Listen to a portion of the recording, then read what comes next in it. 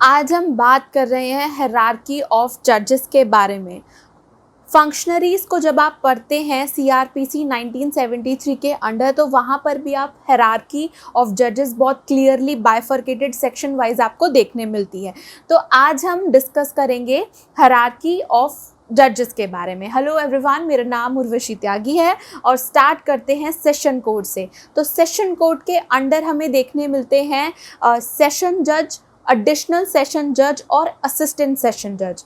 Session जज और additional session जज के सेक्शन है सेक्शन 9 और असिस्टेंट सेशन जज का सेक्शन है सेक्शन 10। इसी के साथ साथ जो पावर है इम्प्रिजनमेंट देने की, वो अप टू लाइफ इम्प्रिजनमेंट है दोनों ही, यानी कि सेशन जज और एडिशनल सेशन जज को इक्वल पावर है।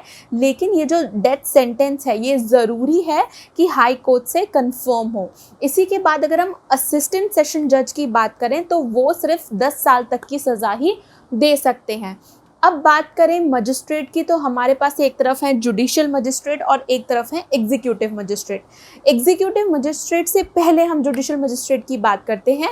और जुडिशियल मजिस्ट्रेट के अंदर अगर हम बाइफर्केशंस देखें, डिविजन्स देखें, तो हमारे पास है chief judicial magistrate, judicial, then additional judicial magistrate, then judicial magistrate of first class, judicial magistrate of second class and then special magistrate. तो अगर हम बात कर रहे हैं चीफ जुडिशियल मजिस्ट्रेट की, तो चीफ जुडिशियल मजिस्ट्रेट और एडिशनल जुडिशियल मजिस्ट्रेट के सेक्शन है सीआरपीसी के अंडर सेक्शन 12। ठीक उसी तरह magistrate of first class and magistrate of second class के सेक्शन है सेक्शन 11 और सेक्शन 13 डील कर रहा है स्पेशल मजिस्ट्रेट के साथ। अगर हम जुरिस्डिक्शन की पावर की बात करें तो chief judicial magistrate is equal to additional judicial magistrate, जो कि 7 साल तक की सज़ा दे सकते हैं। लेकिन अगर हम judicial magistrate of first class की बात कर रहे हैं तो वो सिर्फ 3 साल तक की सज़ा दे सकते हैं और 10,000 तक का फाइन दे सकते हैं। दूसरी तरफ अगर हम judicial magistrate of second class की बात करते हैं तो वो सिर्फ 1 साल तक की सज़ा दे सकते हैं और सिर्फ 5,000 तक का फाइन दे सकते हैं।